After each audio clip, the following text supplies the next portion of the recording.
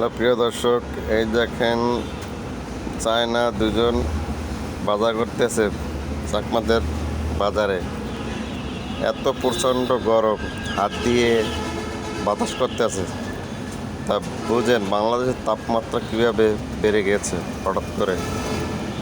দুবাইতেও তো মানে এত গরম পড়ে না, যে পরিস্থিতি বাংলাদেশের মানুষকে চমকে দিল আবহাওয়া তাপমাত্রায়। দেখেন এই লোকটা বাজার করতে এসে যেভাবে গরমে খুব অস্থির লাগতেছে, অন্যদের দুজন অস্থির হয়ে গেছে গরমে, হাত পাখা দিয়ে বাতাস করতেছে। দেখতেছেন এত প্রচণ্ড গরম,